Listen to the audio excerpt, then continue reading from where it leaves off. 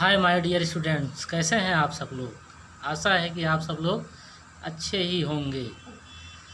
Students, आपको पता ही है कि मेरे द्वारा एक चैनल बनाया गया है जिसमें आप सभी को सारगर्भित जानकारी उपलब्ध करवाई जाएगी। और मैं ये आपको वादा करता हूँ कि आपको हमेशा ही अपडेट किया जाता रहेगा। अब आओ बच्चों, एक मुद्दे की बात हो जाए।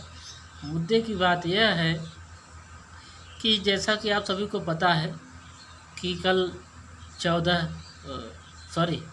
आज 14 अगस्त है। अब आने वाला कल 15 अगस्त होगा और आप सभी को पता है कि 15 अगस्त एक विशेष डेट है, बताने की ज़रूरत नहीं है। क्यों? क्योंकि 15 अगस्त को ही भारत देश के लिए एक विशेष दिन के रूप में स्वीकार किया गया है। क्यों? क्योंकि भारत में औपनिवेशिक जो शक्तियाँ थी लगभग 200 साल तक भारत पर राज की। उसके बाद एक फाइनल डिसीजन वाली डेट आई कि अब 15 अगस्त 1947 की आधी रात से भारत औपनिवेशिक ताकतों से मुक्त हो जाएगा।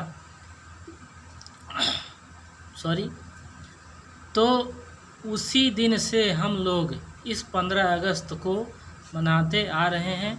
और 15 अगस्त की जो डेट है, सामान्यतः उसको 15 अगस्त ही बोला जाता है, लेकिन हम लोग ऐसा न बोलते हुए उसको क्या बोलेंगे, इंडिपेंडेंस डे। इंडिपेंडेंस डे किससे बना हुआ है?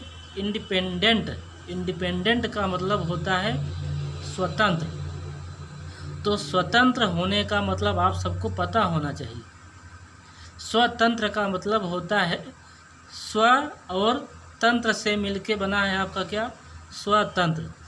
स्व का मतलब होता है अपना और तंत्र का मतलब होता है नियम। अब दोनों को मिला दिया जाए तो क्या बनता है? स्वतंत्र। और इसको एक सारगर्भित रूप में अगर हम परिभाषित करें तो वो क्या होगा कि आपका जो स्वयं के द्वारा बनाया गया नियम और कानून अब चलेगा। आज से विदेशी ताकत को क्या किया गया? खात्मा कर दिया गया। ऐसा उस समय मान के 15 अगस्त 1947 को अपना देश क्या हुआ? आज़ाद हुआ और अपना नियम बनाया गया। उसके बाद कई ढेर सारे परिवर्तन आए भारत में। और लगभग आपको पता होगा कि भारत का ये जो 15 अगस्त 2020 की डेट है, यह भारत के स्वतंत्र होने की 74वीं वर्षगांठ है। 74 साल यानी कि भारत को आज़ाद हुए हो गया है। हम अपना स्वयं का बनाया हुआ नियम जिस पे चलते आ रहे हैं वह कितने साल का हो चुका है? 74 साल का। लेकिन अब मैं आप सबके सामने एक बात यह कहना चाहता हूँ कि क्या जो हम लोगों ने अपने द्वारा नियम बनाया है, जो कि 74 साल बीत चुका है, उसके कुछ फ़ायदे हैं। लेकिन अभी जो हमारे पूर्वजों ने, जैसे बात की जाए तो डॉक्टर भीमराव अम्बेडकर, महात्मा गांधी, सरदार पटेल, जवाहरलाल नेहरू, ये तमाम जो महापुरुष थे जिन्होंने अपने सपनों का भारत सजा के उसको एक तरह से निखारने का प्रयास किया, क्या वो भारत अब उस स्थिति में है? मुझे तो नहीं लगता कि उस स्थिति में ये भारत इस समय है। क्यों? क्योंकि जिस देश में शिक्षा को ज़्यादा बढ़ावा न दिया जाए, बढ़ावा ज़्यादा न देने का मतलब ऐसा नहीं है कि बढ़ावा नहीं दिया जा रहा है, लेकिन अभी भी भारत देश में 80% लोग तो शिक्षित हो चुके हैं, एक डाटा के रूप में माना गया है। लेकिन 20% लोग अभी भी ऐसे हैं कि जो एक सामान्य भाषा में कहावत कही गई है कि काला अक्षर भैंस बराबर।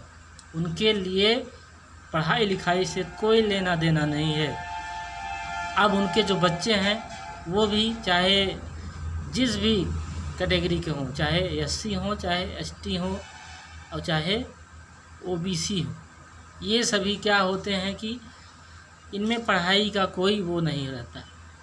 पढ़ाई मतलब उनमें इंटरेस्ट रहता नहीं है, बस नाम मात्र का पढ़ना है, नाम लिखना आ गया, हो गया, पढ़ाई ख़त्म। अब पढ़ाई का मतलब ये नहीं है कि आप बस नाम लिखना जान लीजिए, इंग्लिश पढ़ना, यही है। ये आप साक्षर हुए हैं, आप शिक्षित नहीं हुए हैं। साक्षर और शिक्षित में बहुत बड़ा अंतर है। साक्षर का मतलब होता है कि आप अक्षर का ज्ञान हो जाए आपको बस, लेकिन शिक्षित का मतलब होता है कि उन्हीं अक्षरों से आप अपने द्वारा कुछ क्रिएटिव करें, तब आप शिक्षित माने जाते हैं। तब आपके अंदर जो ग्रहण की हुई शिक्षा है उसका एक सार्थक परिणाम मिलता है। अतः मैं आप सबसे यही कहना चाहता हूँ कि आप लोग भले ही इस समय विपरीत स्थितियाँ चल रही हैं, यानी कि जो कोविड-19 का पूरा एक तरह से इफ़ेक्ट पड़ा हुआ है इंडिया में, इंडिया के साथ साथ पूरे वर्ल्ड में पड़ा हुआ है, तो इससे घबराने की ज़रूरत नहीं है। आप सब लोग घर पर ही रहें और अपने जो भी ड्यूटीज़ हैं, ड्यूटीज़ आप कॉन्स्टिट्यूशन के स्टूडेंट हैं, आपको पता ही होगा कि आपके कितनी ड्यूटीज़ कॉन्स्टिट्यूशन में दी गई हैं, फंडामेंटल राइट आपके कितने हैं, कॉन्स्टिट्यूशन आपका कैसा वर्क करता है, आपके लिए कॉन्स्टिट्यूशन की जानकारी रखना कितना ज़रूरी है। अगर आप कॉन्स्टिट्यूशन के बारे में नहीं जानते तो मान लीजिए कि आप देश के बारे में कुछ नहीं जानते। क्यों? क्योंकि जो संविधान है उसी संविधान को लेकर ही जो हमारे देश की, चाहे वो न्यायिक व्यवस्था हो, चाहे संसदीय व्यवस्था हो, चाहे कार्यपालिका हो, तीनों का एक हेड कौन माना गया है? आपका भारतीय संविधान। इसलिए हमें संविधान को जानना बहुत ही ज़रूरी है। अगर आप इस समय मान लो कि क्लासेस नहीं चल रही हैं तो समय निकाल के आप कुछ एक्स्ट्रा एक्टिविटीज़ करिए।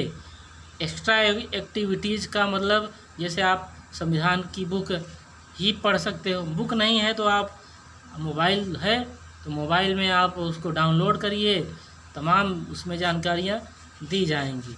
अगर आपको जानकारी नहीं मिल पा रही है तो आप मुझसे संपर्क करिए, मैं आपको सारी जानकारियाँ उपलब्ध करवाऊँगा। क्यों? क्योंकि मेरे प्यारे बच्चों, ये जानना बहुत ही ज़रूरी है कि आपका जो संविधान बनाया गया है, आपके पूर्वजों ने जो आपको दिया, आपको उसको जानना बहुत ज़रूरी है। अगर आप अपने पूर्वजों के द्वारा दी हुई जानकारी या भली भांति नहीं जानते हैं तो ये सबसे बड़ा दुर्भाग्य है। क्योंकि अगर जिस देश में या घर में पूर्वजों का सम्मान नहीं होता तो वो देश कभी भी समृद्ध, और देश के साथ साथ परिवार की बात की जाए तो परिवार भी समृद्ध नहीं माना जाता। इन्हीं सब बातों को रखते हुए मैं आपसे यही चाहता हूँ कि आप भी एक भारत के आप एक सुशिक्षित, सुशासन सहित और एक गुणवान नागरिक बनिए।